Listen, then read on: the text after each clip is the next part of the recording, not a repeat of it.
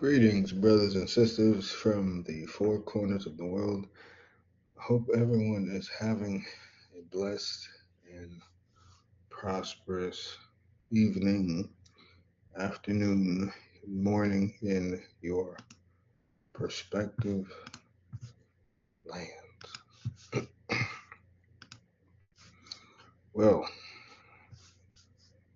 here we are. The Marathon Series,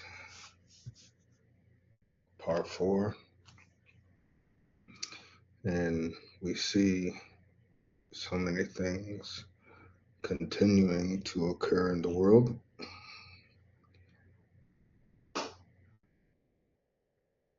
Now, we last went on, we last went off understanding the cost, all right, and the woes that we saw in the new gospel and the cost. And kind of putting this exercise and training portion all together for the things that you have learned thus far, plus the things that's going on in the world. A moment.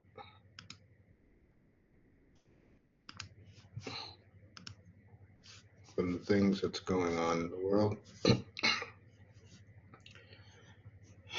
we now come to a little bit more detailed as far as our training goes. Okay. And thus forth, we've learned aerobic, anaerobic, the costs, whether it was from the shoes, the time you have to put in, the clothing, i.e., the garments, hydration, nutrition, and like I said, we'll go over hydration and nutrition and the nutrition portion, and endurance. And we'll speak about that a little bit later as well. Thus far, we've learned the difference between exercise and training. We understand that training is a journey to be educated with discipline. Discipline, and specifically in this sense, disciplining our body for the Most High. Obviously, you guys understand as we went into a series of spiritual warfare that it's just not training your body physically, but spiritually as well. And more so, last we spoke about considering, which meant to carefully examine and study your walk of Christ. Okay, not just Christ's walk and those who supported him and those who came after him, but also studying your walk, those who supported you and those who were after you, maybe behind you, and so forth, and all the other factors to consider. Now, I want to start off the scriptures with Ecclesiasticus or Sirach, chapter 5, verse 7. And it reads, "Make no tarrying to turn to the Lord. Put not off from day to day. For suddenly shall the wrath of the Lord come forth, and in thy security thou shalt be destroyed and perish in the day of vengeance."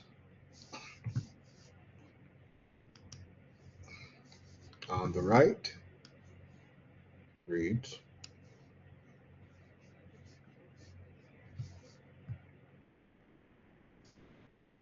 "Do not delay your return to the Lord.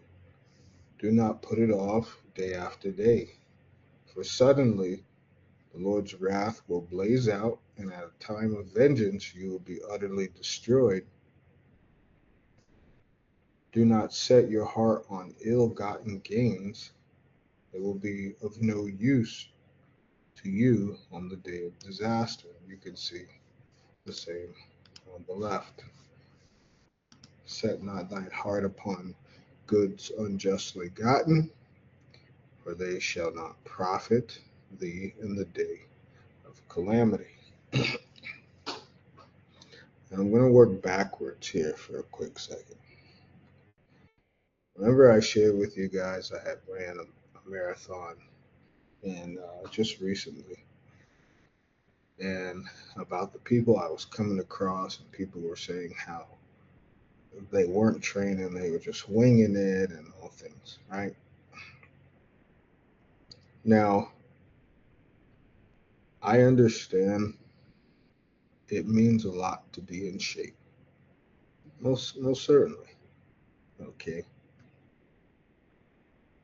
However, a lot of people, unfortunately, social media is kind of like desecrating the beauty of running, so to speak, to the point where it's all about show. You gotta have the hydration pack. You gotta have different pair of sunglasses. You gotta have the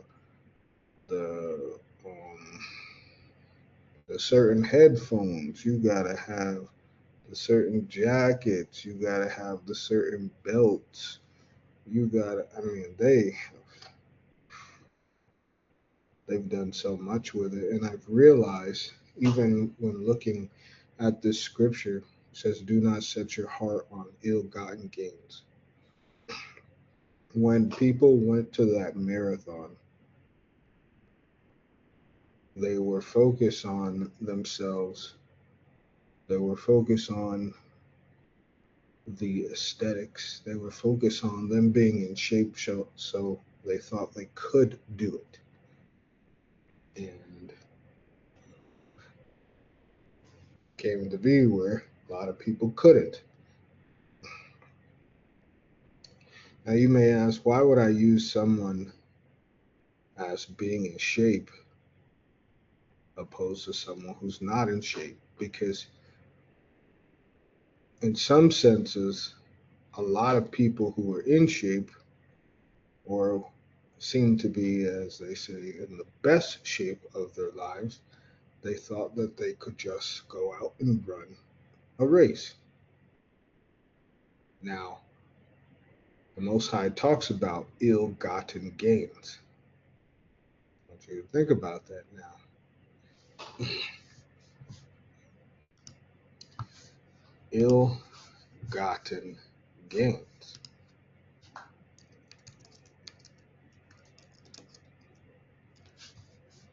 Okay.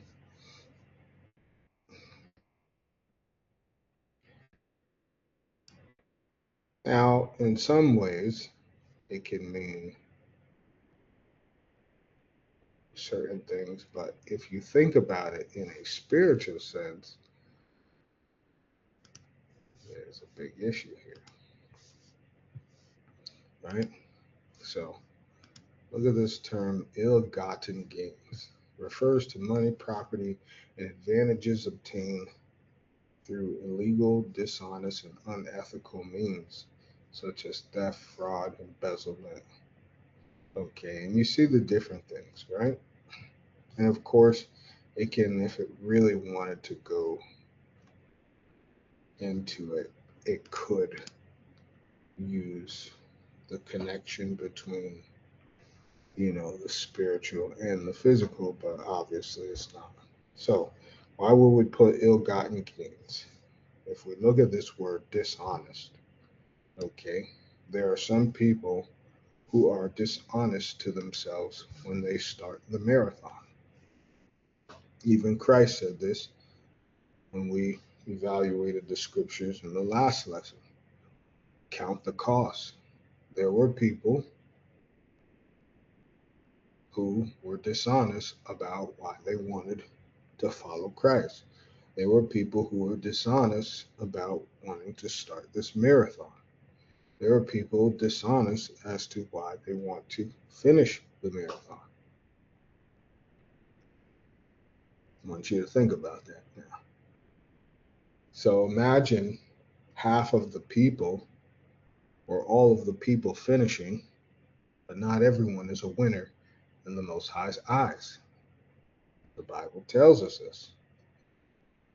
It's not to the swift, it's not to the fast, it's not to the haves and have nots, it's not to the who coulda, shoulda, woulda been this, and you know, I run a 5 minute flat, and so I'm running, a marathon in an hour and 45 minutes or 2 hour 30 sub. The Most High is not caring for that. Okay, He's not. And what I learned is, and because I went to an expo as well for the marathon. If you've run these races, they have the big expo and then they have the race, a day or two after. And they, and I thought of people, they were having like IV shots and different things.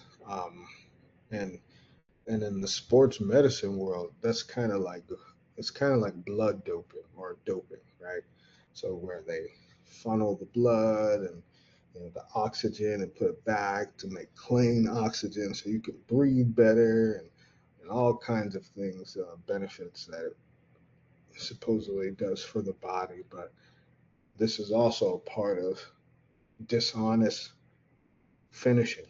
A lot of people wouldn't know what it's like to finish a race without additional help. I want you to think about that. A lot of people wouldn't know what it's like to finish a race without additional help. Why? Because this world is changing everything. This world is changing the process of enjoyment and loving what you do to a competition in every single way. And if you so happen to get caught up in that lifestyle, and we read about that as well, and Christ mentions it about not being caught up with those cares of this life. If you get caught up in these things and these aesthetics, you end up running for the wrong reason, lying to the Most High, lying to yourself, and what? All because of a medal, all because people did it too. Now you want to do it. Now, the Bible tells us here in Sirach or Ecclesiasticus 5 and 7, do not delay your return to the Lord. Do not put it off day after day, for suddenly the Lord's wrath blaze out, and at the time of vengeance you'll be utterly destroyed. On the left, make no tarrying to turn to the Lord. Put not off from day to day. And we're going to emphasize on this. So many times people are, think of, think of like, think of it this way. The Most High's mercies are new every day. But when that alarm clock goes off every morning, and the Most High says, "It's grind and shine," right? He says, "It's grind and shine. I want you to grind till the sunshine for yourself," right? We want to hit the snooze. Right? We want to just 5 more minutes. No, I don't want to wake up. Please, more than 5 more minutes. A lot of people fall to that I think we've all had that issue before, where we just, oh, Mozart, please just give me 5 more minutes, maybe 10, and then 10 becomes 30, and then 30 becomes an hour, and then you're like, man, I didn't even work out. I didn't even take care of me. I want you to think, right? How funny, how ironic, how scary is it? I want you to think very carefully. How funny is it that you will do everything in your power to make sure you're not late for work, but you don't mind being late for you?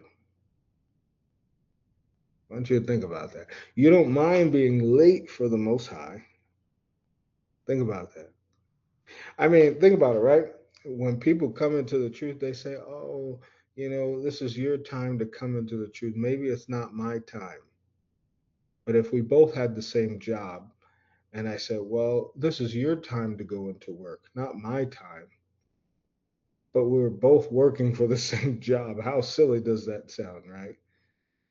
You see how comfortable the human mind is to doing things that are easy. It's easy to go to work. Think about this now. It's easy to go to work for the world. It's easy to go into the hospital. It's easy to go into school. It's easy to go into a restaurant, a clinic. It's easy to go, you know, for go to that construction site. It's easy to do these things. But the minute the Most High says, now you must do for yourself, you're like, well, yeah, I don't want to do that. Think about how crazy that is. We rather first pour into the world than into the vessels in which the Most High created us with. And so when you think of tarrying, you think of waiting, you think of just kind of procrastinating, right? Maybe some people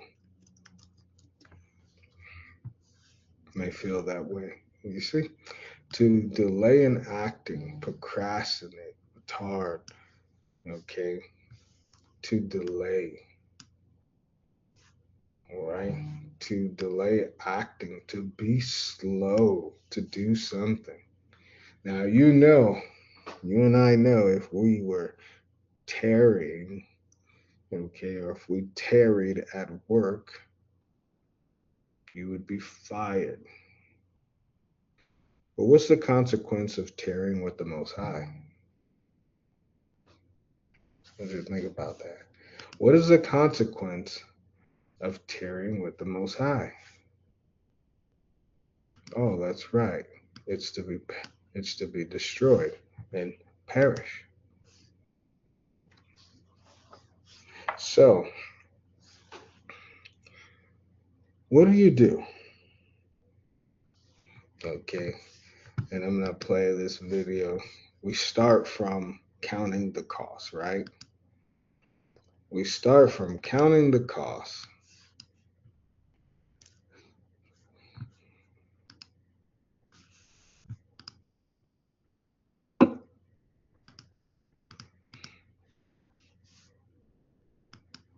What do you do when it's time to count the cost?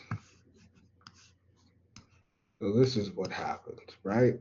So starting from that point of view where we are counting the cost. When you first go to the marathon, you go at that finish line, you're wanting to run. It's so true. You think, oh, I'm the best, I'm gonna be the best, I'm gonna be the greatest.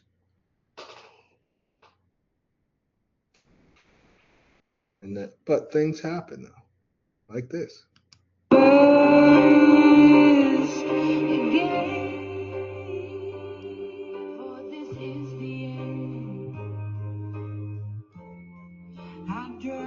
Now,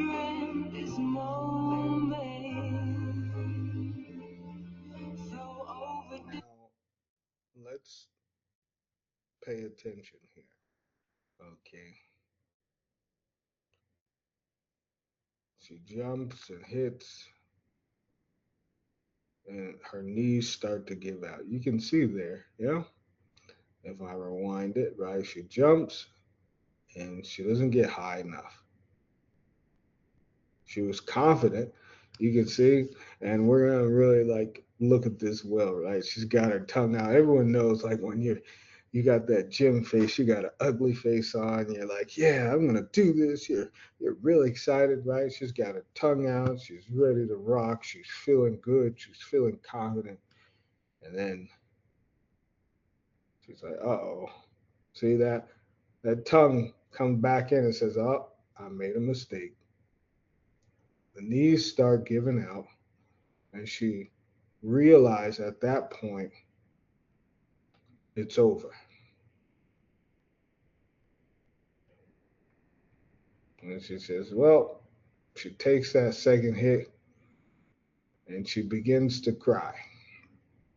Okay, now let's see what happens after.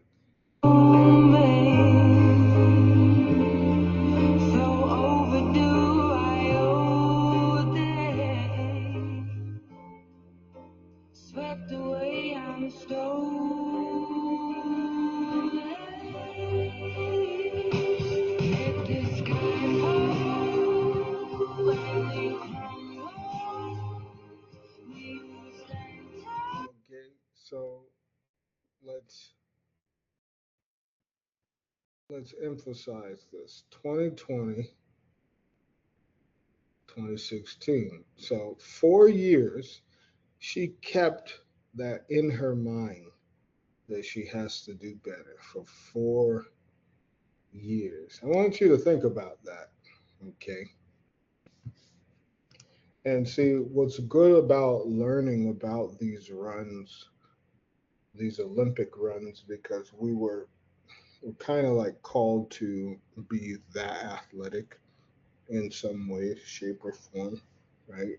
As we went through in previous lessons, the mindset of a champion. We're called to be at the greatest point that the Most High wants for us. So you see, the Olympics don't happen for every 4 years. So that means this person, these people train for 4 years for one moment. I want you to think about that. And if you really think about that deeply, you understand that's exactly what life is to prophecy. You are training your entire life to understand that last set of hurdles, that last 100-meter dash, however you want to put it, right? You're training for that. Now, some people fail to realize your practice races are almost over. Luckily, this person, she was like, okay, I'm going to prove to myself and prove to the world that I can be better, right? So she went out 4 years and then she ended up winning. Okay. Now, some people don't realize that you're running out of practice races. I want you to think about that. You're running out of practice attempts. Now, the world works in sevens, if you didn't know. Every 7 years, you are to pay close attention to your life, starting from birth to 7, 7 to 14. Um, that's around the age of accountability, and from 14 to 21, you're starting to learn about what the Most High wants for you as an adult. That's what you should be. It shouldn't be, oh, I feel like I want to do this. Well, whatever feeling that the Most High places in your heart, you have to seek and pray and ask the Most High, okay, is this what you want from me as a vessel, as a child, as your child? Is this what you want from me? And 10 times out of 10, like I shared in previous lessons, adults, parents, grandparents, families, and talked people out of doing whatever it is the Most High wants them to do because it didn't make money. That's normally what happens. In fact, and it's not just the American culture, that's just about everywhere. Okay. Um, with that being said, just think. Just think for a second. One moment, really quickly, please.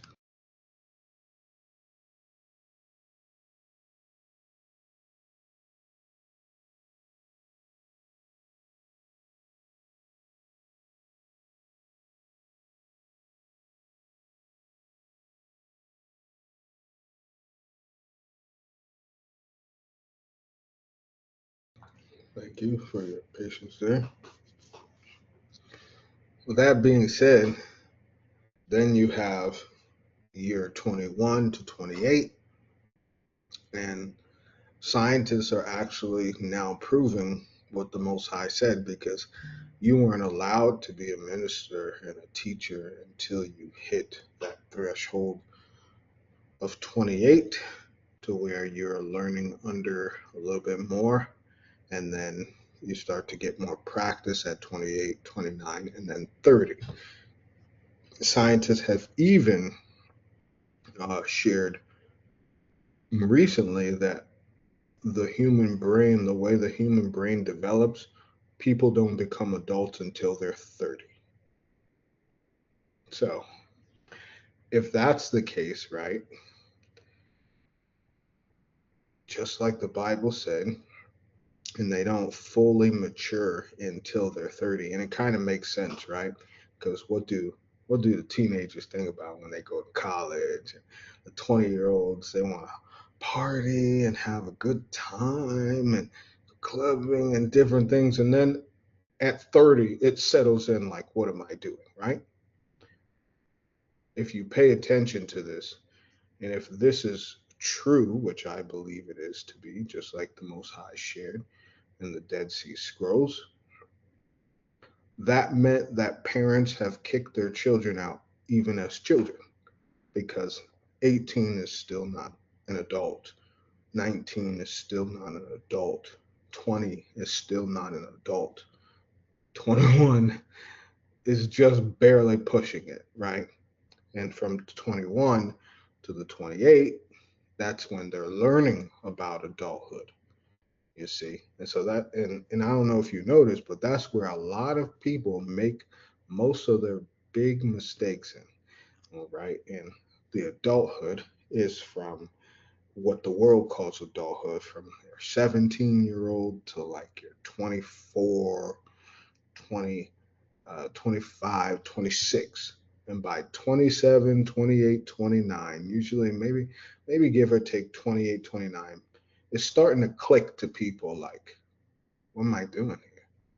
Well, it's because the brain has now fully developed like, yeah, this is not proper. So now a lot of adults, grandparents, parents have to be held in contempt with the Most High because kicking a child out at 17, 18, 19, what exactly are you doing? You're actually going against God when he says to train up a child.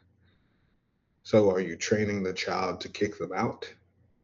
There are certain animal species that eat their own children should they feel that the adults are hungry, and that's exactly what the society has taught. Well, because you're not doing good You're kind of like a what's my brain goes high. You're like, dead weight. So it's sink or swim. You got to do it on your own. Leave me be.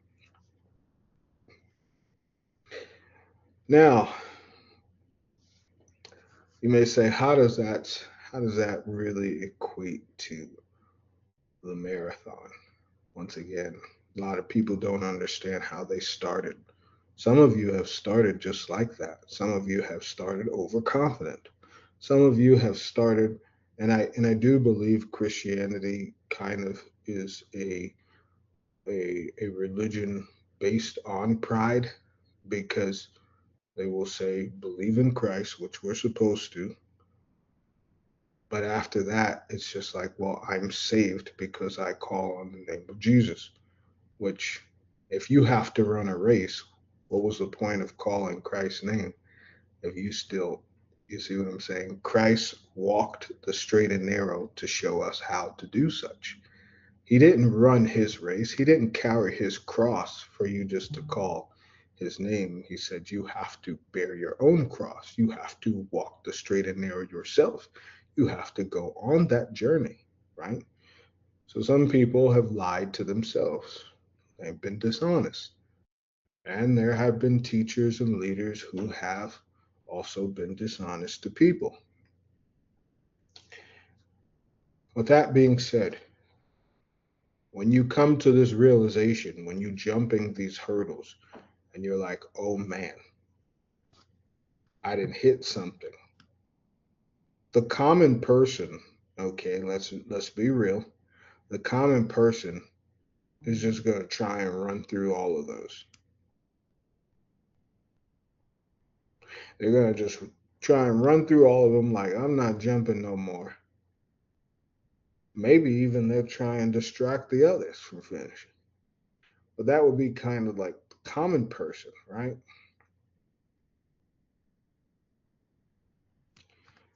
And sometimes that is people as well. Well, if I can't do it, I'm going to make sure you don't do it either. Oh, yeah, he went there. I did. This is where, and this is and we have more examples today, but this is a prime example of just putting your head down and working hard on yourself, right? And, you know, when we talk about tarrying, let's bring it back up. When we talk about tarrying, I want you to think 4 years of working hard is not an easy feature. I want you to think about that. 4 years, let alone 1 year. Oh my, right? It's not an easy feature. Now, there's many reasons why people tarry, and I'm sharing this with you guys. It could be family, it could be friends, it could be relationships, it could be schools, it could be life circumstances where they're like, well, I hit that first bar most high. I hit that first bar most high, and I don't want to do this anymore. Think about that. So they said, nah, I'm good. And you know what? At that moment of crying, a lot of you would have just gave up. That's also part of tearing, being a quitter. You should never quit because, one, the race is not to the strongest, it's not to the fastest. It's not. In fact, I'm going to share a little video um, just to prove that. And I thought this was incredible because I said, "Whoa." I said, "Whoa, this is what I'm talking about, Most High." Look.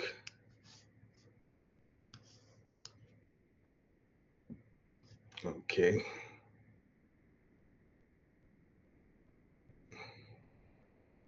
Give me 1 second, please. Thank you for that pause there, your patience and that pause. Now, I want you to look at this, right?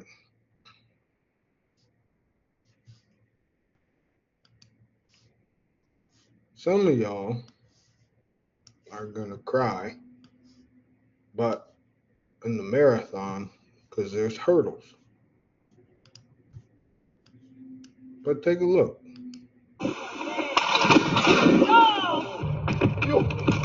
Oh, bloodshed and tears. That was a bad one. Oh,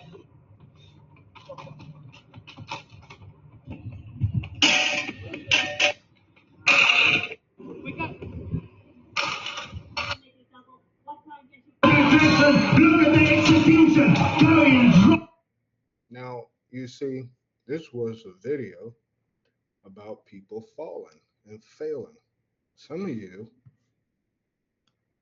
are tearing because you're afraid to fail. Some of you are tearing because what other people may think of you. Some of you are tearing because of what other people actually think of you. And then there's those who understand that this marathon is meant to have hurdles. If you ran a straight path with no cracks in the ground, no hills, then you must understand you are on a scenic route. And the scenic route is Satan's route.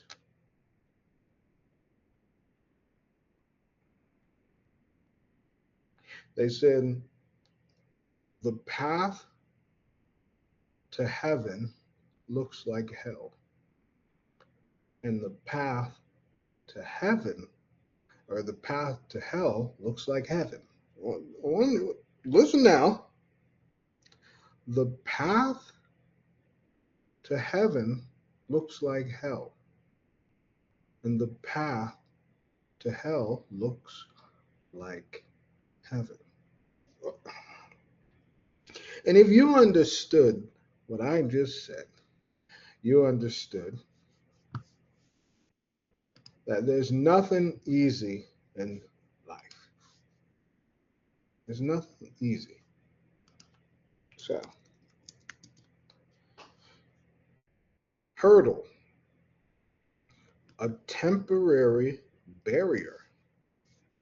And if you understand the book of Job, you understand there's no such what? Obstacle that's permanent. Come on now. There's no such thing as a permanent obstacle. There is no such thing.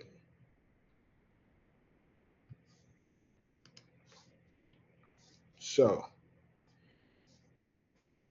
it may take you time after you fail. 4 years is an amazing time to reflect, to examine yourself. Because you know what? Some of y'all would blame the staff. Oh, well, they put mine up too high, and why did they blame me? There's no victim mentality. Everyone has to run their hardest. Everyone has to jump. Everyone has to split their legs up. And you see, this person, this female, she didn't complain. She just said, next time, you'll remember me for something different. Now, I want to ask you, through life, we've all fallen to some hurdles, that's true. Some have been hard, but the Most High has gotten us over them. How many of you are examining yourself so that when the next race comes, when the next practice race comes up, you can say, all right, Most High, I made a mistake. That was on me. But this time I'm going to show you what I learned in my time of isolation, what I learned in my time of examination, what I learned just looking at me and listening to you. And, well, if you think that 4 years went by for this woman to just run the same race, I guarantee you, because all professional athletes do this, they watch their tapes. They watch how they perform. They watch videos of themselves of what they could do better. And once again, if you are looking at someone else, you did everything contrary to what Christ said. But 4 years, you don't think she watched herself? You don't think she looked, okay, my feet, started to drag a little bit, or I got a little overexcited, or I jumped too early, or I jumped too late. Maybe she took her eye off the mark just for a slither of a millisecond.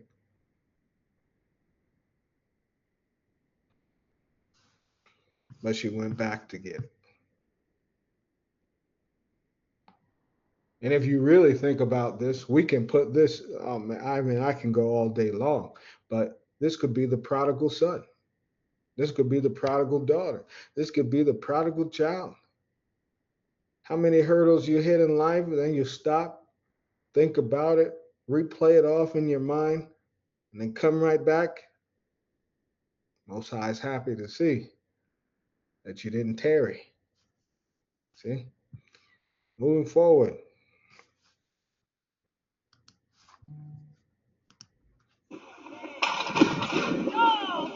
And I really thought this was an amazing video, because how many times do people show their failures on social media? Think about that now. Everybody in the world is afraid to show them falling.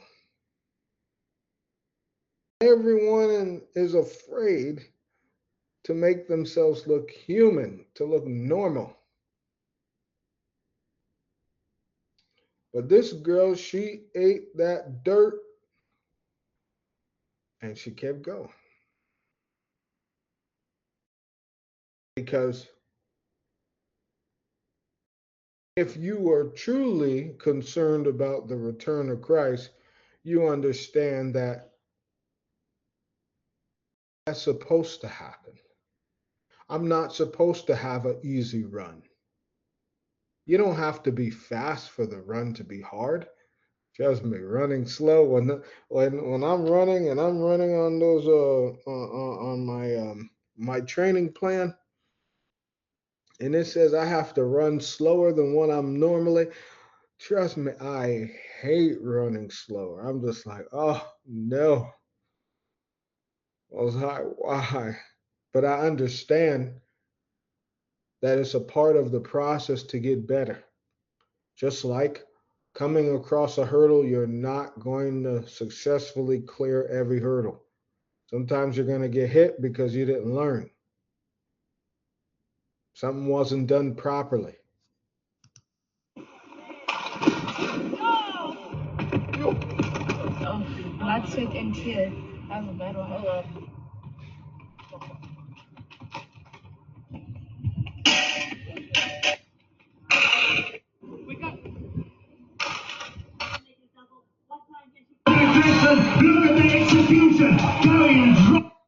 And I wanted to share this video with y'all because I said, and some people will come in the race like this. Hey, and this proves to you the race is not to the swift. When I saw this video, I was like, I have to share this. This proves to you the race is not for the swift. Brooklyn, though. Brooklyn somersaults her way to the lead. Now, Brooklyn. if you are so in love with the Most High and you fall, you're going to find the encouragement and creativity to finish that race strong. And you know what? Have a story about it after. Let the Most High and you on the day of judgment have a crack at it. Hey, I seen you was running and then you just slipped up a little bit, but I didn't expect for you to do a cartwheel to the end, but you did it. I didn't expect for you to flip to the end, but you did it. I didn't expect for you to crawl, but you did it. You see, some of you, and I want to think, right? This is a mentality. Learning about sports medicine, therapeutic exercise science, all of them say kind of one of the same thing. There is a mind to muscle connection. And that comes from the Bible because Christ said, based upon your faith, it will happen. Based on your belief, it will happen. So if you feel like your feet are going to trip up, guess what? They're going to trip up.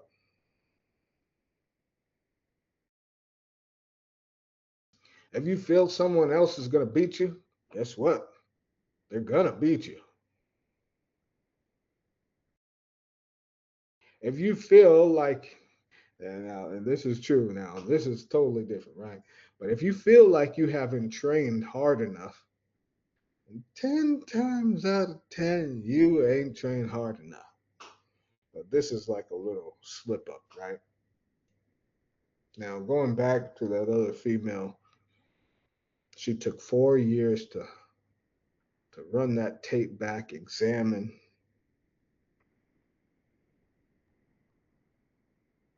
That was, hey, her learning point. This female here, she tripped up. So, I'm going to get creative because most people, they would trip and stop. Come on now.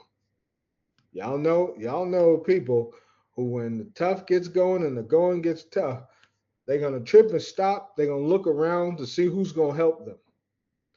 But this girl, she said, well, I came here to win a race by any honest means necessary, any legal means necessary. And they didn't say she couldn't flip to the finish line, so she flipped it. But when you have mistakes, let's go on the mistakes aspect, right? So delay not to return to the Most High. Make no tarrying. Don't put off day to day. You want to know, right? When we sit there and we said the mindset of a champion, right? And then to exercise or train. And a lot of you have realized that you've been exercising. Think about it. A lot of you really have realized, like, oh man, like I'm really out here just doing whatever. I'm just going with the flow. Now you understand the train. But there comes something important, right? When you go with training. Okay. And, you know, this is one of the reasons why I do not like personal trainers online. The old social media, oh, look at me. You want to get ripped? You want to get like this and like that? Come on. And you know what I noticed? The DPTs and the physiotherapists, the individuals who can make things happen don't do that at all. They don't need to be flipping.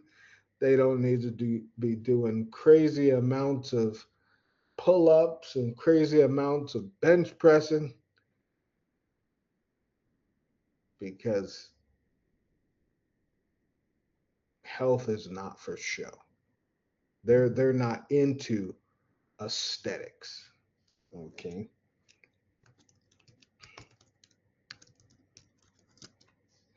They're not into aesthetics.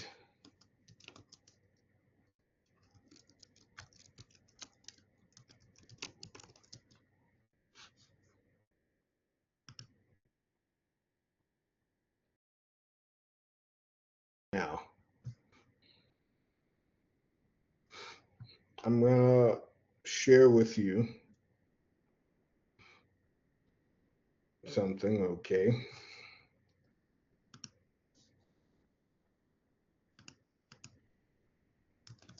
And most high knows I don't want no one to say I didn't love them. I didn't share with them anything because you know what? I do. I very much do. Okay. And I want everyone to have this knowledge because it's very important.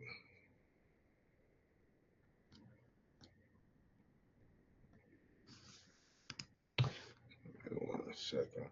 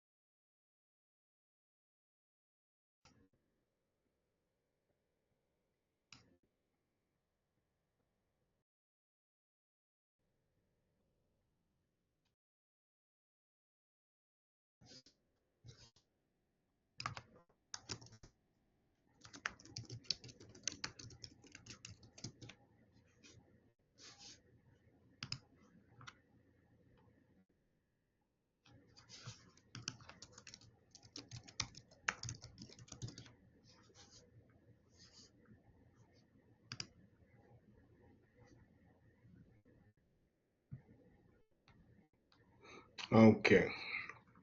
And I just wanted to kind of get like a basic kind of, okay. Now, I'm going to put this differently. I'm going to word this differently according to the scriptures, but I wanted to give y'all this information, okay? So, first, if you find that you are having issues running a physical and spiritual race, okay? For the spiritual, okay, I believe this kind of goes backwards. So transition would normally in like sports medicine, exercise science. This is the order. It goes preparatory, competitive, and then transition phases. Okay. But in the truth in spiritual, I believe it is first transition. All right. And we'll put that. We'll put phases of training spiritually. First is transition, because that transition is you examining your surroundings along with yourself. Okay. And amongst other things like your flesh and let's say flesh fads and worldly ideologies. Okay. So transition. You examine your surroundings along with yourself amongst other things like your flesh fads, and fads are trends. Okay. Trends and worldly ideologies. All right. The next would be preparatory.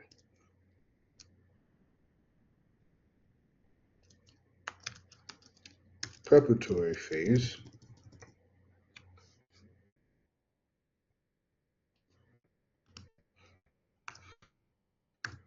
And this is studying and implementing ways to become a better vessel and child of God. This is where training comes in. This is where training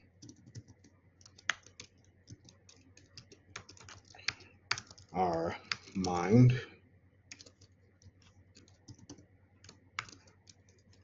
and spirit come into play. And then third, competitive. This is where the Most High allows you to put on the spiritual armor and fight the good fight as a soldier of Christ. So understand now, at the competitive point, you are called to understand and discern the difference between your flesh and the spirit. You are called to understand the difference between your desires and God's will for your life. And last but not least, you are called to understand the wiles of, and we'll just put in parentheses, tricks / deceit of the devil, because being caught into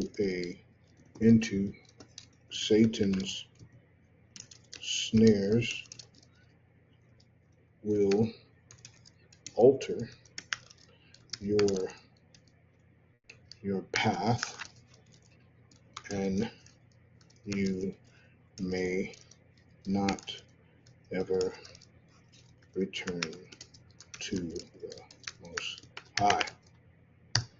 Full stop. So, phases of training spiritually. Transition. You examine your surroundings along with yourself, amongst other things like your flesh, fads, trends, worldly ideologies. Preparatory. Studying and implementing was to become, implementing to become a better vessel and child of God. This This is where training our mind and spirit come into play. And then competitive, this is where the Most High allows you to put on the spiritual armor and fight the good fight as a soldier of Christ. You are called to understand and discern the difference between your flesh and the spirit. You are called to understand the difference between your desires and God's will for your life. You are called to understand the wiles, the tricks, and deceit if of the devil. Excuse me. Because being caught into Satan's snares will alter your path, and you may not ever return to the Most High. Full stop. So I think that's a pretty good description, brothers and sisters, for you all. And I'm just gonna kind of highlight these here so that we can see them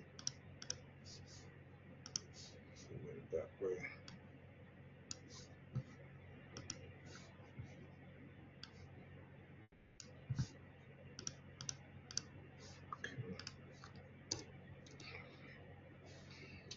So, in the sense of training for the physical, you can see it kind of gives and it's called periodization, which we'll go through a little bit more.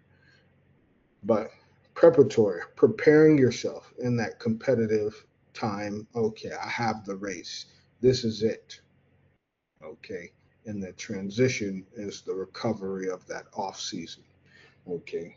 And I'm going to kind of go over this part kind of quickly, but also come back. Now, understanding this first part is key. Okay. Transition, preparatory, and competitive. When we're talking about also, we can even talk about our transition. How slow, okay, how long does it take us to adjust to the Most High's ways and disregard our own? If you are a person who says, oh, immediately, that's a lie. There's not one person in the world who just said, yep, I got this, we got this, because you see, even with the 12 disciples, there were points where they had doubts and fears as well. The Most High allowing Christ to have these disciples, okay, so that we understand from the Gospels that now we are the disciples, and that when the Most High says, when Christ says, be ye perfect as your Father in heaven is perfect, it meant in love, okay? Because love bounds everything. If you don't love the Most High, you cannot run a successful race, because eventually you'll stop if you don't have a why, okay? If you don't have a reason why as to it being behind love for the Most High, it will fail, okay? Now, with what Most High showed us with the disciples of Christ is that they had certain jobs, some of them lowly, some of them high, like Matthew, tax collector, government worker, and even Christ saying, "Hey, you want to follow me? You got to give up the job." Yeah, yeah, and notice how that was very common, right, with Christ. And I don't think it's emphasized enough that when Christ came on the scene, right, and he's talking to his disciples, he said, "Peter, I make you a fisher of men. Let's forget what you think a fisherman is, and I will make you a fisher of men." So he's saying, scratch the worldly job that you have, and I will teach you how to be a real fisher of men. So he's having all these disciples having to put down their jobs and say, "Okay, I'm going to follow Christ." We are the same way. You have a choice. You have a choice to approach the Most High and ask the Most High, Most High, what is it that you want from me? Or you have a choice to say, well, this really looks good to me. I think I'll do this job, right? Or this pays a lot. I think I'll do that job, right? We all have that choice. So that's what the Most High was wanting to show us through the discipleship and through the beginning phases, that transitional phase with the disciples and even the people that Christ asked. The people said, "Oh, we want to follow you. We want to follow you." And so their transitional question is, can you give up everything? Would you give up everything to the poor? The transitional question was, I don't have a home. Are you still willing to follow me? I don't know where I'm going to sleep. Are you still willing to follow me? Now, going into our marathon, right? The transitional phase would be, well, am I going to run this race with my knowledge, or am I going to seek knowledge that's going to help me? And how would I do that? First, I have to acknowledge the one who I'm racing for. I'm racing for the Most High. I'm racing for the prize of the kingdom. This is a narrow marathon, but I can do it. He's the one who even introduced me to this. Now, that transition, the Most High is going to tell you, and this is where you could see Christianity and pretty much every religion, but Christianity has failed their own people, because when you come to get baptized, right? So you see a lot of people saying they changed their life and they get baptized. So a minister and teacher is supposed to say, okay, this is that transition phase right now. You're transitioning from operating in the flesh to wanting to operate in the spirit. And just because you get baptized, you're not going to operate in the spirit. That should be emphasized. And understanding that the transition phase is the sower seed. How this seed is planted determines how it grows and what it's growing on. Okay, if you want this seed to grow, you have to get rid of your own ways. You have to get rid of ways of the world, right? Now, once the person can get past the transition phase, then the Most High says, okay, I done told you in the transition phase that this is straight and narrow. Many are called, few are chosen. You chose to accept that.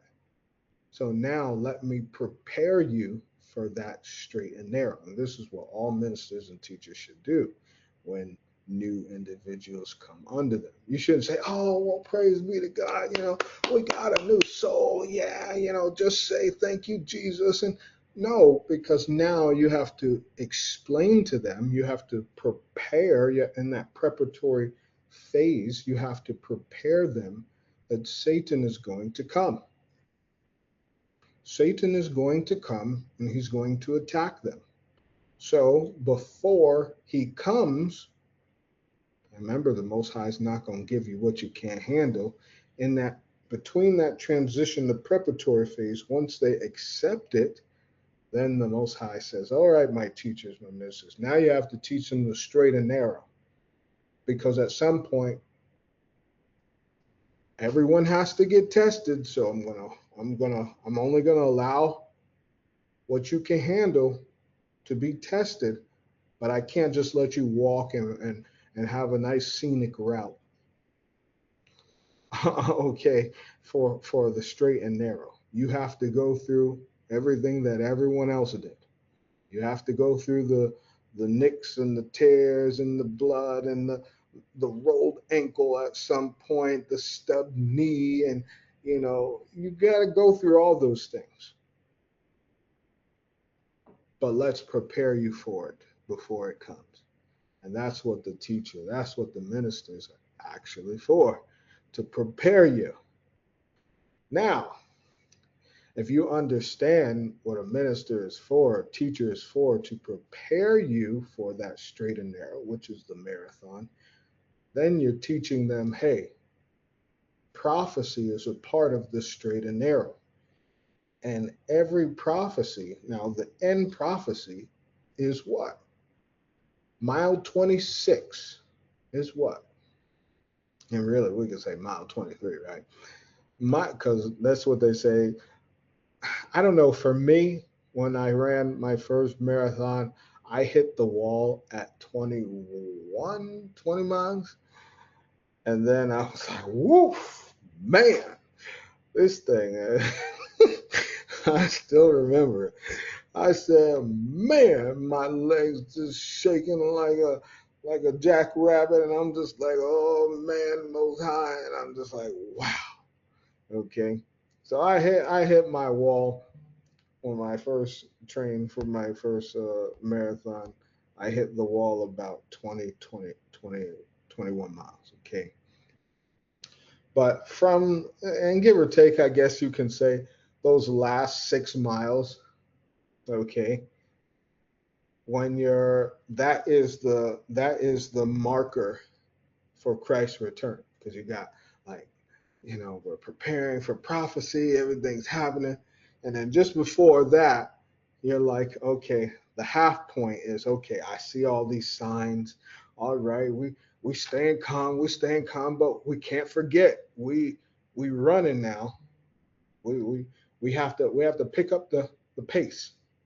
Because in the beginning, you have to go and run slowly. Just pace yourself, pace yourself, pace yourself, pace yourself.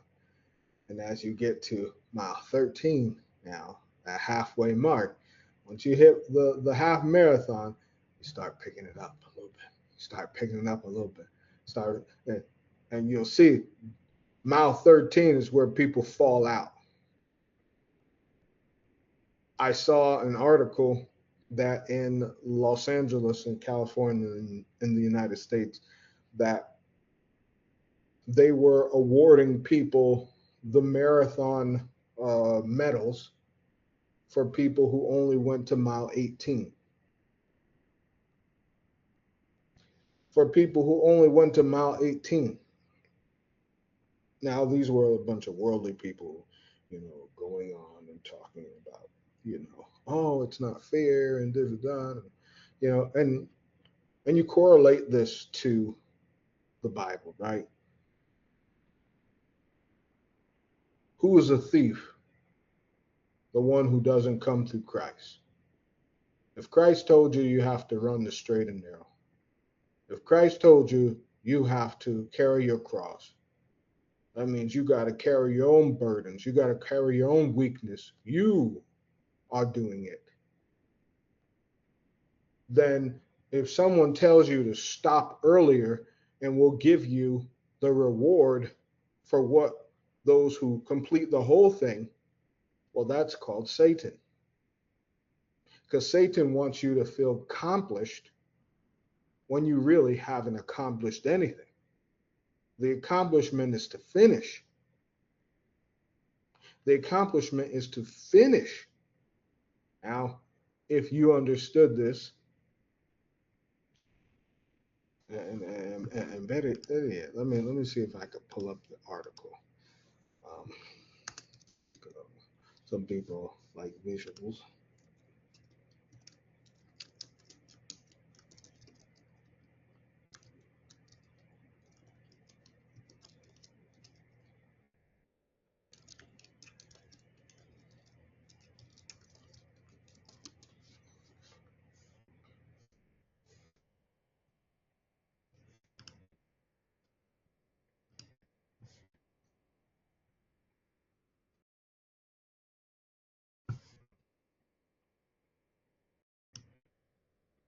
Okay. Now, you're going to look at this now. It says 985 runners finished their race at mile 18 of the LA Marathon and were eligible for a medal. Now the Bible will tell you this ain't right. Christ told you to count the cost. See, if you could do it, get out there. If you can't do it, train and try again.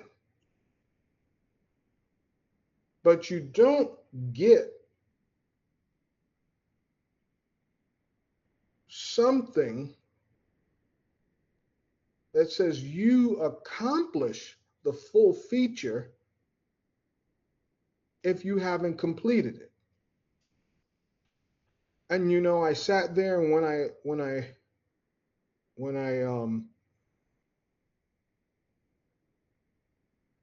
when I heard about this, I said, man,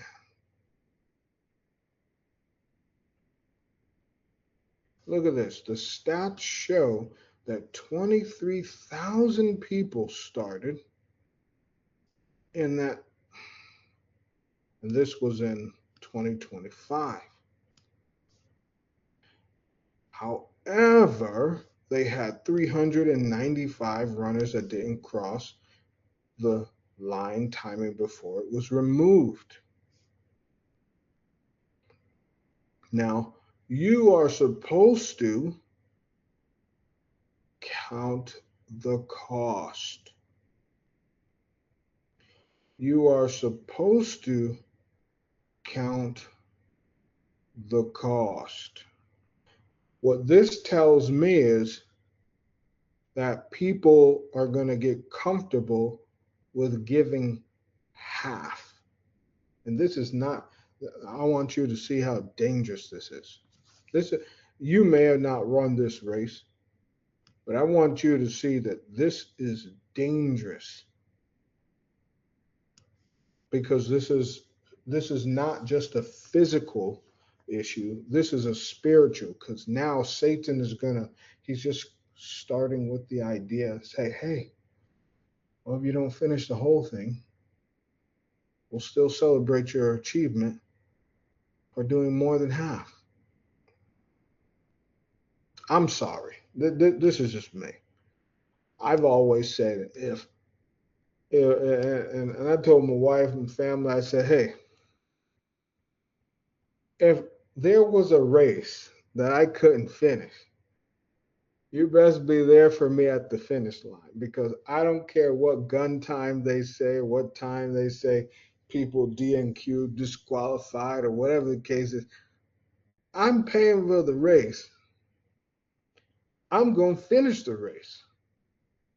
I may be motivated at mile 18, but I'm not going to stop at mile 18, because I'm going to keep going. That's what I told the Most High these feet going to do. That's what I trained for, and that's what we're going to do. Brothers and sisters, and really, that's kind of like the spirit behind a lot of things in the world. Oh, well, you don't get it all, but you get half of it. Oh, you don't get it, but you get half of it. And I mean, they've done this with even Christianity in the Bible. Well, you know what? You've been a terrible person all your life, and now, just at the finish line, when God is calling you on your deathbed, you just go ahead and say sorry, and you'll be able to get in that finish line. You'll be able to get into the kingdom. What? What? If that was the case, then there was no need for people to run the race, right? Kind of scary ideology that people are having. But when you go sign up for the race, when you say, all right, Most High, I'm making that transition, I'm changing everything, you're supposed to count the cost and say, all right, Most High, is me and you. I said I'm going to do this. I know it's going to be hard, but I can do it. I know you're with me.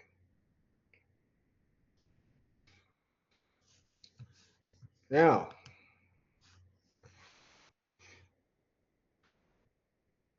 in order to understand, oopsies, in order to understand your weakness in running a marathon, you had to understand your body, which most people don't know.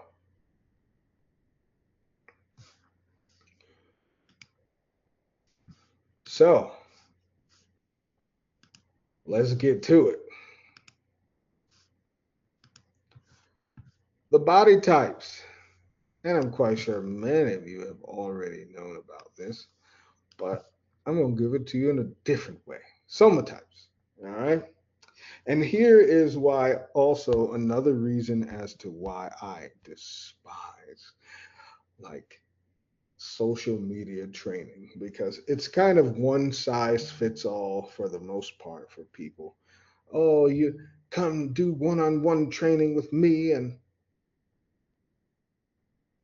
if you believe that, you need some help, because these people are into making money, not one-on-one counseling.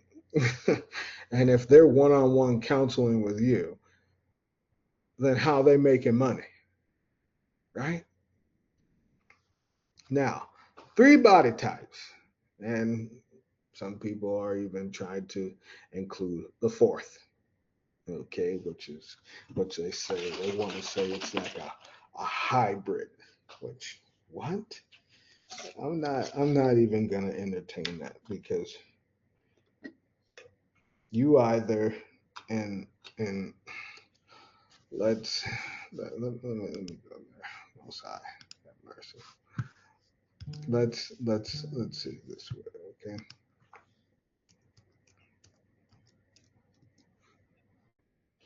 An offspring. Now, I know that it's hard for people to wrap their mind around that we walk amongst Nephilim, even though they're not giants. But as I said before, as the Bible said, they would be like us. The cartoons, the TV shows, demigods, all this, they would look like average people, but be able to do unaverage things.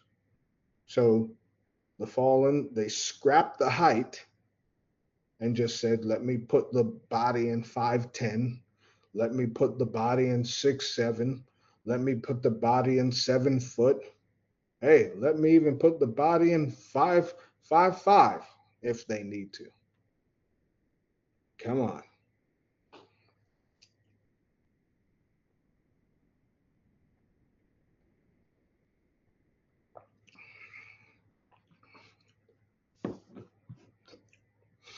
I mean, kind of strange, right? But a hybrid is an offspring of plants or animals, a different variety or species, a mongrel.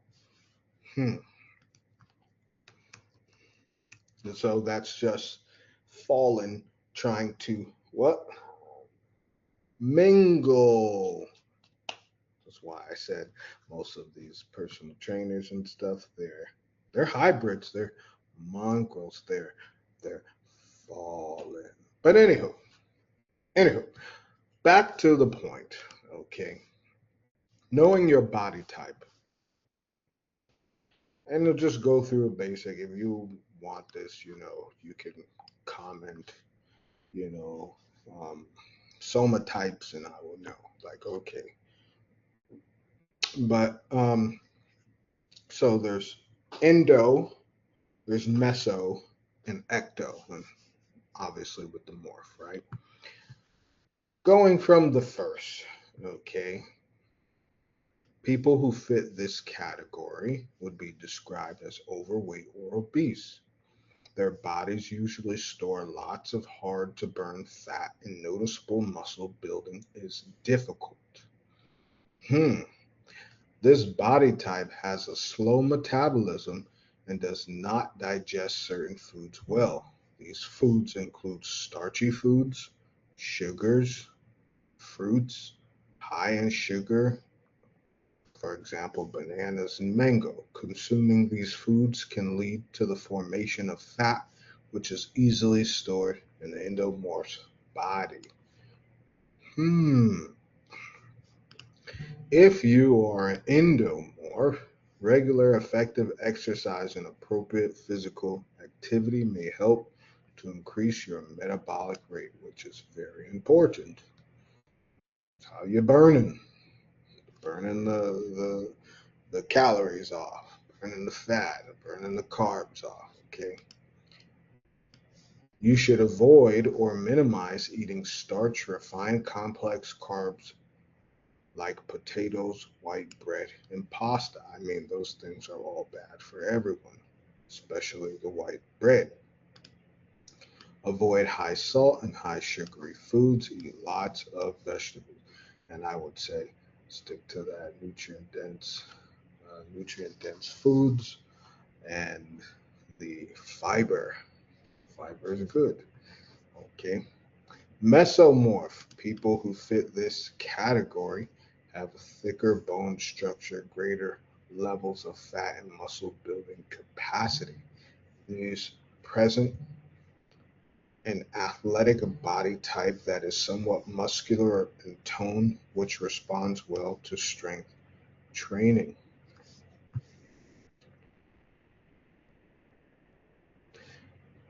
If you're a mesomorph, your body may build muscle and lose fat easily. You need to maintain good strength training and a toning regimen. Your body can tolerate complex carbs like ground provisions, whole grains, rice, pasta, but as you get older, it gets easier to add excess body fat.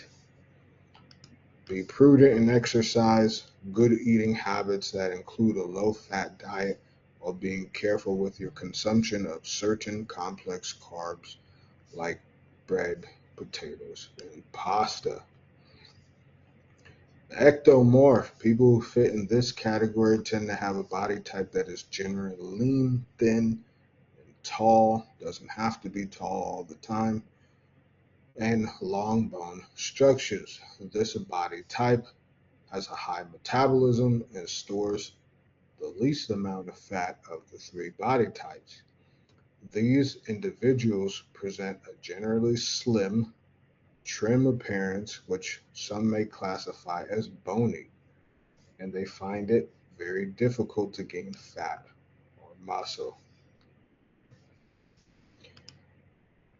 Gaining more size or more or muscle mass can be very challenging endeavor, but you can still develop firm muscles through proper training. You may tend to excel in endurance activities and sports, but should seek to maximize your advantage in these disciplines.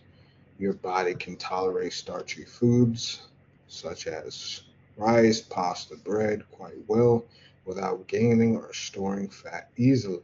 However, choosing the nutrient dense whole grain versions as opposed to the refined complex carbs, may be more beneficial to your cause.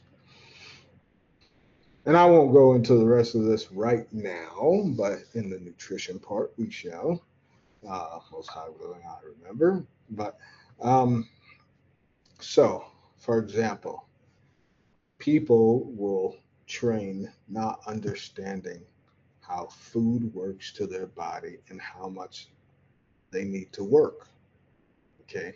For example, I am in the mesomorph. I'm not bony. I have broad shoulders. Okay. I'm an athletic type, but I can burn calories. I can sweat. I can do all that and lose weight extremely quickly. But I can also gain weight extremely quickly depending on the foods that I eat. So, for example, my wife tells me all the time, like, oh my goodness, like you just running and losing weight. So, for me, and I've gotten this down to a science, if I run certain miles, I'm losing a pound or 2 pounds per mile, right? So, for example, if I end up running 4 miles, I'm losing 4 pounds. It's, for me, my body, it's that easy. However, what I put back into it, then that's where you either see the weight go back down because it's being burned through metabolism or it's kind of staying at the even. A lot of people don't understand. So when you're going to train your body for the race, what happens? You're and then you get like for example, you see these trainers, right? A trainer may be an ectomorph trying to train an endomorph who has no idea what it's like to be able to gain weight fast. So how exactly would that help you? You see what I'm saying? The mesomorph is kind of the best kind of, in my belief, the best kind of trainer because they know how to easily lose the weight, but they have also experienced how to easily gain it, right? So it's like a balance between both, all right? That's also a part of tearing, right? When we sit there and talk about training, okay, you reach that point of training with the Most High, right? And that transition. And then you're into that preparatory phase. Understanding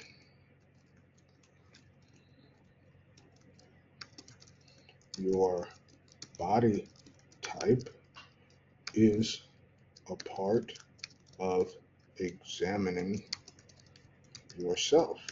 Is it not? Come on now. Is it not? Is it not? This has even gotten down to a science where they have psychology based on these different types of body types or these somatopes, okay? Let me see if I think I actually took them off, but let's see. Okay. Well, kind of just a little basic run through, okay? Identifying endomorph, stockier bone structure, large midsection with larger midsection, hips carries out more fat throughout the body, gains fat fast, loses it slow, naturally slow metabolism, potentially due to chronic conditions, thyroid deficiency, diabetes, hypertension, things of that nature. Too frequent but too frequently the result of a sedentary lifestyle and chronically positive daily energy balance. Mesomorph, medium bone structure with shoulders wider than the hips, develop athletic musculature and efficient metabolism. Mass gain and loss both happen with relative ease. And I hate that, but hey, it is what it is, right? And more narrow, ectomorph, more narrow shoulders, hips in respect to height, relatively smaller muscles in respect to bone length. Naturally fast metabolism makes it difficult to make for many to gain mass, potentially indicative of disordered eating, anorexia, bulimia, BMI, which is poo, is less than 17. Okay. And you can see there's science here based on training the people. And I found other things as well, but I won't bore you guys with that. But you can look at the psychology behind soma types, and you can see that whatever yours is, you can see, okay, does this trigger you? Is this like, it's kind of scary accurate. Uh, Hopefully you find the right one there. Okay. And then we have the cycles. Yep, the cycles.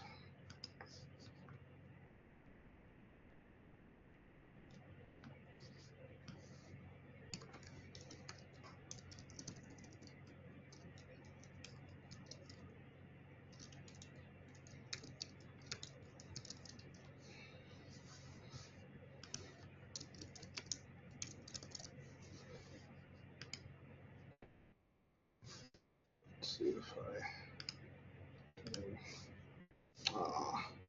I didn't save it. I apologize there.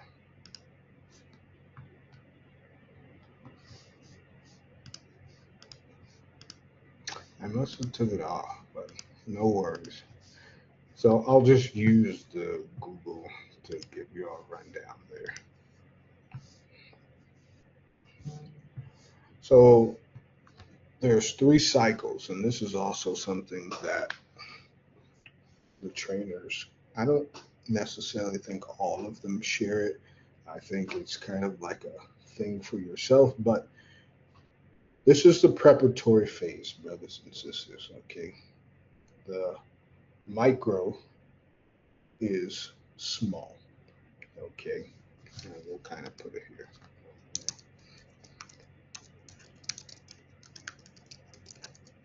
So, microcycle is week or weeks, or we could put weekly training, which, and I'm not even going to say training, I'm going to put weekly exercise because I don't know anyone who trains for a week. It's impossible. Meso cycle. And this is giving you kind of like, give or take 2 to 7, 2 to 6 weeks, right? 2 to 6. I like to go on the holy Shua, 6 weeks of training.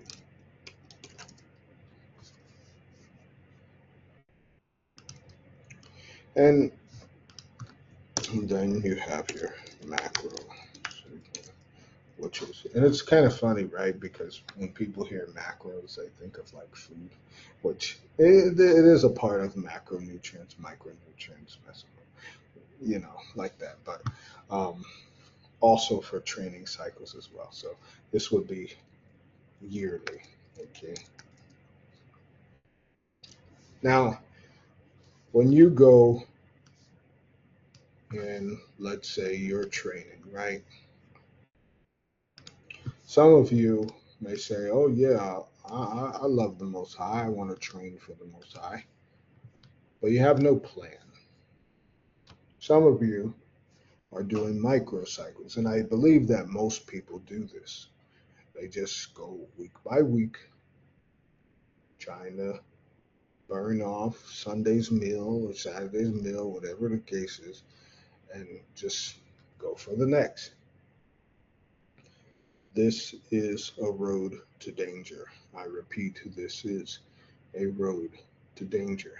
Get yourself out of micro cycling, okay, and at least do the meso, okay. Now, I know we do not plan for things to occur, and we cannot.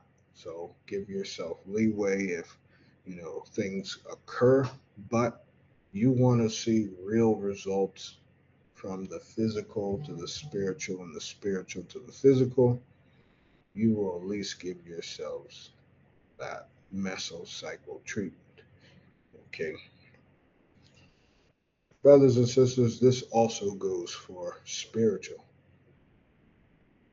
So every Jubilee, every 50 days, examine yourself, right? Set out a goal for every 50 days. Well, in these 50 days, I'm going to lose 3 pounds. Or in these 50 days, I'm going to go from 20 pounds to 30 pounds in dumbbells, right? In 50 days. Like, give yourself a goal, okay? And that leads me to this here, principles of training. Okay, so now that you understand your body type, now that you understand the phases, okay, there's certain things that need to happen and that you need to keep in mind. And I'm not going to read it all, but kind of give you a breakdown. The principles of training promote steady and specific increase in physical abilities, specifically adapting a training regimen to the needs of a sport and, most importantly, to the individual needs of a player. Training program to improve performance should obey the following principles of training. Specificity.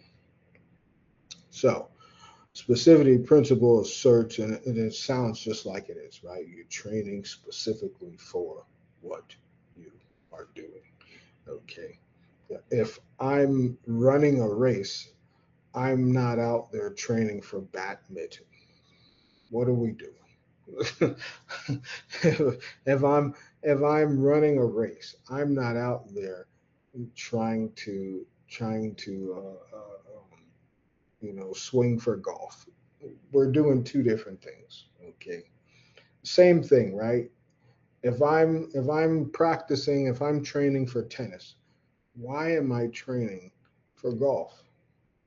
They're two different sports. One you actually have to keep moving, and the other is kind of like a standstill position while locking on the core, right? Which is the golf and bearing your body in that trunk and the rotational swing, right? So specificity, understanding the exercises you're doing. Specificity principle asserts the best way to develop physical fitness is to train the energy systems and muscles as closely as possible to the way that they are used in a particular sport. The principle implies to become better at a particular exercise or skill, they must be performed. To have good stamina, stamina runs must be performed and not short sprints. Training must also be specific to individual abilities such as tolerance and training stress and recoverability, which we'll go over. Overload. Now here comes the kryptonite for many people.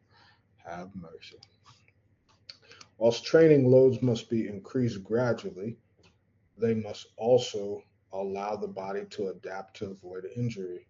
Varying the type, volume, and intensity of training load allows the body an opportunity to overcompensate and recover. Loading should continue to increase gradually as adaptation occurs.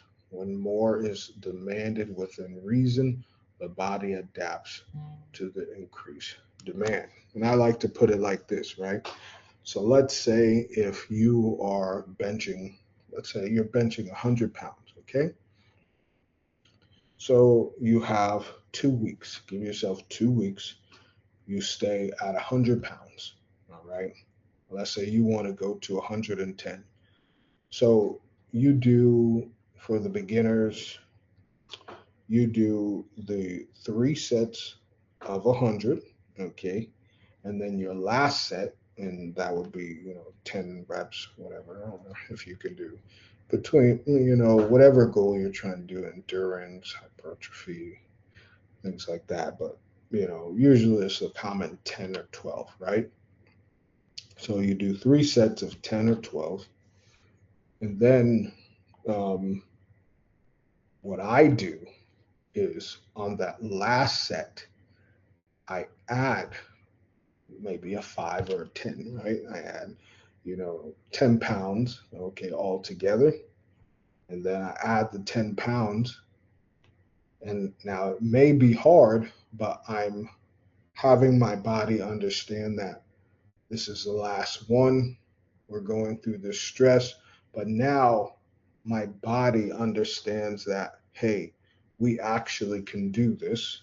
And this is going to be a continual pattern because now you may not get, of course, you're not going to get 10, but you would go to a low number like 3, 4, 5, or 7.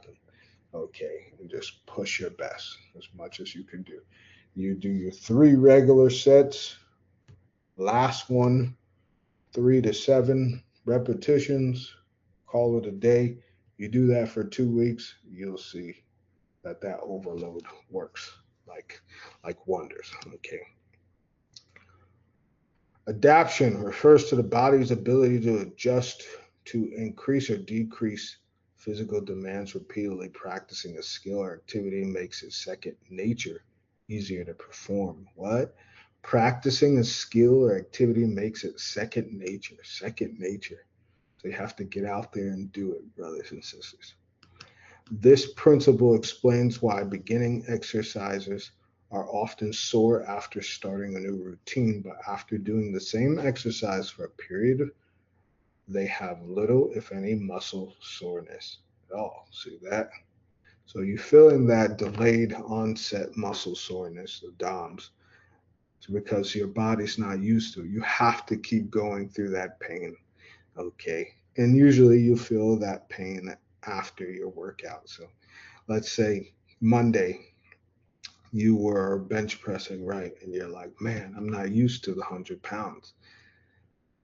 And then Wednesday, by the time you get to Wednesday, because you'd have rested Tuesday with your chest and you went to legs, right? And then you go back to the chest. You're gonna feel that on Wednesday, but you have to keep going. Now, you can lower the weight, but your body has to say we're doing something. All right. In addition, adaptation makes an athlete very efficient and allows him to expend less energy doing the same movements. Oh, come on now. Prolonged fatigue lasting, excuse me. Adaptations to the demands of training occur gradually over long periods of time, and trying to accelerate this process may lead to injury, illness, or overtraining. To steadily improve fitness levels, demands to overload an athlete's system must continually increase. Must continually increase. Must now, please don't nobody say Minister Yashab went and killed him in the gym. Do all things with moderation. I'm literally teaching y'all this, right? Preparatory phase. Okay. That's also a part of understanding your vessel, understanding what you can handle, but not cutting yourself too much slack to become a sluggard. If training, if the training demand is increased too quickly, players will be unable to adapt and may break down. If the demand is not adequate, they will not reach the optimal fitness levels. Reversibility. is when the player stops training, their gains will disappear. We call it use it or lose it. That's right. Who would have thought, right? When the player stops training, their gains will disappear quicker than they were gained. The rate of decline for athletes will depend on the length of training before detraining and the specific muscle groups and other factors. Maintaining a moderately high level of fitness year round is easier than detraining at the end of the season and then retraining at the beginning of the next. And this, I laugh because um, last year I was on a running program and I just went right into the next one. Like, into, I was like, yeah. It was funny. I saw this, I saw this one lady. Um, she posted about running. It just had me laughing, right? Now, me, I enjoy running, but somehow this woman has convinced herself to run. She was like, she said, "Do I like to eat? Yes. Do I like to eat carbs? Yes. Do I like to eat sweets? Yes. Do I like to run? No. Do I like to pay for runs? No. Do I like the medals? Yes. Do I like to wake up early in the morning? No. Do I like to lose the weight? Yes. Do I like to eat? Yes. Do I like to run in the morning? No. So that means I got to keep going because she said that, she likes to eat. So, you know, I guess it's kind of like also like making it a fun part. If you don't like it, kind of look at it like that, I guess. But remember, we are doing this for the Most High, and the time is very close, right? After training for several hard days, players should train lightly to give their bodies a chance to recover. Training cycles should be used over the course of a year to vary intensity and volume training to help, achieve peak levels of fitness for competition. This principle also implies that exercises and activities should be changed regularly so that the players do not overstress and a certain part of the body. Mixing up activities also maintains interest in training. And during hard training, this is periodization, which is also a part of the meso, micro, and macro cycles. Okay. The During hard training, majority of the athletes will become fatigued and performances will actually drop. Whilst this experience is normal, a part of training, allowing adequate time for recovery enables body to prepare for the next bout of training. This cycle of training and recovery is called periodization of training, allows players to keep improving over time. Now that don't mean go and stop now. So I don't want no one to say, "Oh, I took 2 weeks off." If you need more than a few days, more than, and like, I used to give myself like 2 or 3 days after my long runs, talk about like 15, 16 miles plus, right? And then like I just got used to it. So praise the Most High. But if you need that time and you're getting into it, go ahead and take the 2, 3 days off. At least walk, do something light, and to make sure that you're not destroying yourself, in those 2, 3 days, make sure that you are going light on the food and hydrating with good recovery as well, because you don't want to eat and then gain all of that back. Okay, as far as you know, the food and the metabolic rate and stuff. So, anyway, prolonged fast fatigue lasting 2 weeks or more despite adequate rest is not normal. So that it is important to use recovery strategies after training to benefit maximally from all the hard training you are doing. So do not find yourself resting for 2 weeks, maybe a week, and it goes to say resting of the body part, not your whole body, the body part that's sore. Okay. Eliminating or reducing these recovery sessions leads to players failing to recover from hard training. Infections and injuries are generally inescapable if players repeatedly train or play before their bodies have recovered properly from the previous training session or game. As fitness levels continue to decrease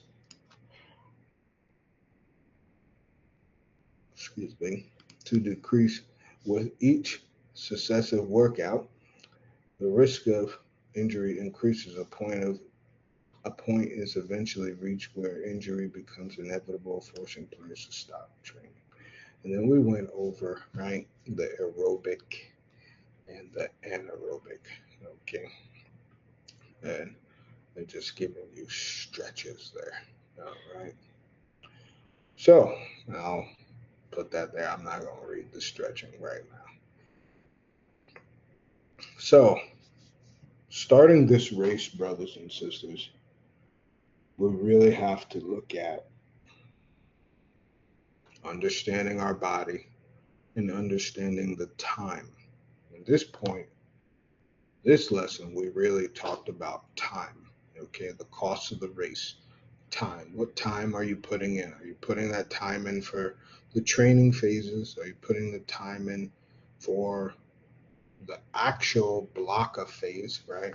Um, and that would be called, that's also part of periodization as well.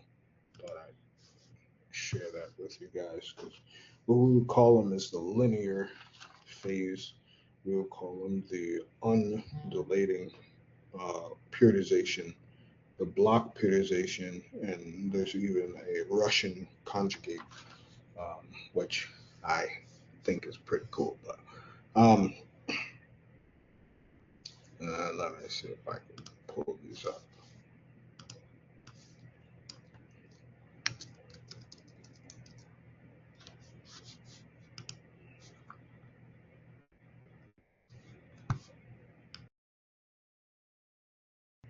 All right, thank you. So just kind of a quick, thing here, right? So linear, gradual, consistent, increase intensity, decreasing volume. Typically from high volume, that hypertrophy, to low. Okay, over the course of 7 months, undulating or non-linear, right? Frequent fluctuations in load and volume within shorter time frames, often changing focus within a week, strength on Monday, hypertrophy on Wednesday, power on Friday. This approach helps avoid plateaus, manages fatigue by constantly changing the stimulus. Block periodization. This is a training into highly concentrated, specialized mesocycle blocks, typically lasting 2 to 6 weeks, each block focusing on one or two specific abilities for accumulation of volume, transmutation of strength, and realization for speed. The Russian conjugate method or periodization is polarized in powerlifting, doesn't have to be, but is. This method develops multiple fitness qualities such as max strength, speed, and hypertrophy simultaneously within a week rather than in a separate or sequential phases. It often relies on changing exercises frequently to avoid adaptation and managing maximum effort, heavy weight, dynamic effort, speed, and repetition for uh, effort volume. Now, this is just another way to show you, like, okay, what type of training that you want to do, right? And once again, like I said, brothers and sisters, do use these things in the spiritual, right? Not just training your flesh, but train the spirit as well. Okay, train the spirit as well. Now, brothers and sisters, and when you go back into the scriptures and you see all the things, let's go over it real quickly. Make no tearing to turn to the Lord. Put not off from day to day, for suddenly shall the wrath of the Lord come forth, and thy security thou shalt be destroyed and perish in the day of vengeance. So now, brothers and sisters, you understand how to train. In a general sense, you understand how to kind of create your own plan, how trainers create their own plan, okay, for people. You also understand, like, hey, now I understand why the Most High says no tearing. There's so many things to understand. My body type, okay. Next portion, we're going to talk about nutrition. But my body type, how's my body adjusting? If you feel like you've been watching those videos on YouTube or Instagram or social media and nothing been working for you, it's because of it's not you, it's the body type. Certain exercises will be the best for certain people. And hey, what works for them is not always gonna work for you. Okay, the Most High made, and I think it is wise, right? The Most High made where everyone has a different body structure, which means if if I'm not able to gain weight, why am I helping someone lose it? It doesn't make any it doesn't make any sense, but that's just me. But hey, unless they have been like, at that stage of their life where like they've worked hard, because there's a lot of people out there who were once, and I think it's really hard to me personally. I think the world likes the trainers who've always been fit, but they don't like the trainers who, let's say, dealt with, being overweight or dealt with not being the best version of themselves and then overcome it. I noticed that, right? Because everyone doesn't want to acknowledge the truth that they are not those trainers, right? And also they think when they see those trainers, those hybrid trainers, that they can attain the things just like them. But yet, how many diets have people went on? How many workout programs have they went on? Let's be real, right? And you know, it's kind of sad for people when I sit there and think like, man, like the social media is killing people's reality. Moving forward, though, so you understand these things. Now you know not to put off. There's no reason to put off. Go after it. Go get it. The Most High doesn't want you to put off. He wants you to be the best vessel, right?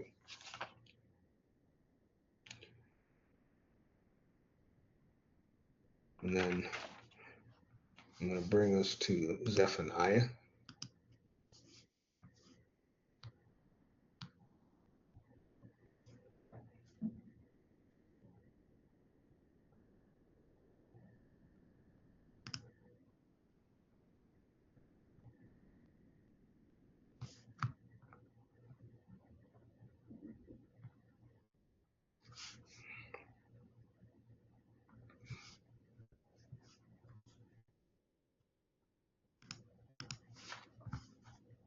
And this is Zephaniah 3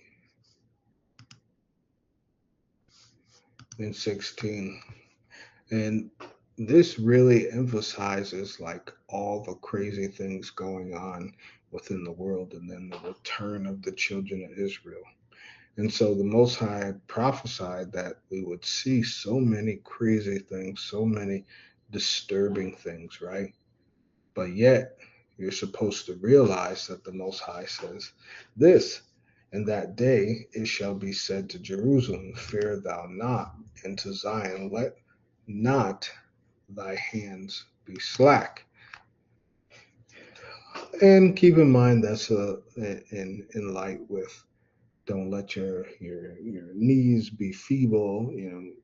Just do your best, strengthen what remains. Everybody, I believe this, everyone has some kind of superpower, okay? A physical superpower and a spiritual superpower, okay? You may be the best in legs, or, someone else may be the best in arms or shoulders, finding your body type, right, and examining yourself, find out what your strengths are. And you may never know that exercise that you're not wanting to do because you're intimidated by it, it may just be a strength. You may just find yourself liking it because you'll do better at it than you thought. So don't fear and don't let your hands be slack. Go out there and get it, right? Last scripture here to end the exercise and training or train is the book of Job. And I know I was like, man, this was a really good one too. I said, wow. I thought this was a perfect scripture. I was like, what? This is amazing. So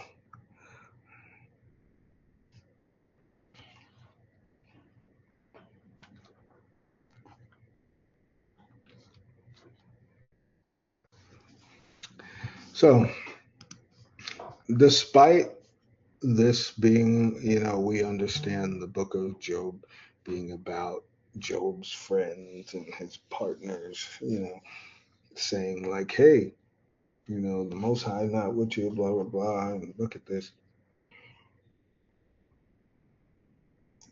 I want you to pay attention to what was said here. Okay. And you can see it says Eliphaz speaks, the innocent prosper. Okay. And I want you and then here it says Eliphaz, right? Taman. Okay, the confidence of God. Watch this, verse 3. Behold, thou hast instructed many, and thou hast strengthened the weak hands.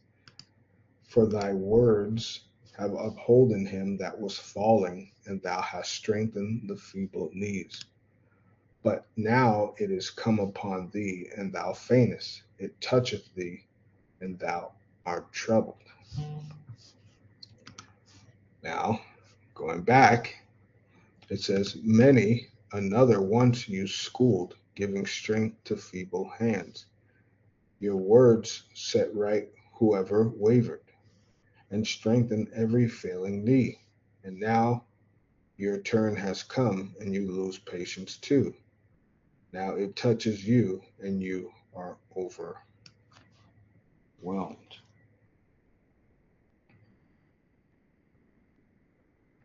Now, when I thought of this scripture, I said, wow.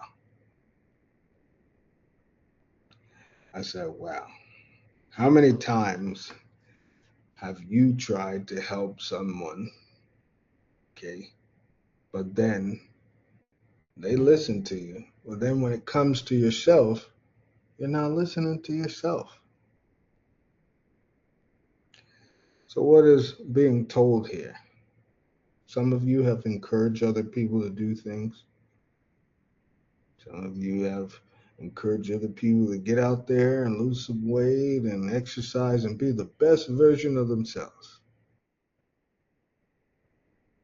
But now, brothers and sisters, it's time for you to do it. It's time for you to do it. You know why?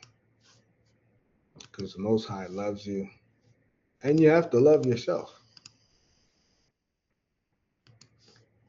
And if you love the Most High, you show the Most High by starting with just yourself. And remember, there's no limits. Listen to what this sister has to say. I thought this was pretty cool. I had two options this morning. I could have ran outside or I could have ran on the treadmill. As you can see, I chose to run outside. But there is somebody lying in their bed right now that don't even have the option to walk. They don't even have the option to walk. So get up and show God that you're grateful for the mobility that He is giving you, sister. Okay? Show Him that you're grateful. Because you can easily wake up and not have that option. Okay? We got this. Woo! That dumpster truck stank. Let's go. And thank the Most High because someone else's legs is not working. But then, one last thing the Most High says you must understand that the race is not to the swift, it's not to the strongest. It's truly to those who love the Most High. It's truly to those who place it in their mind that with the Most High I can do all things. Let this be your sign to get out there and go.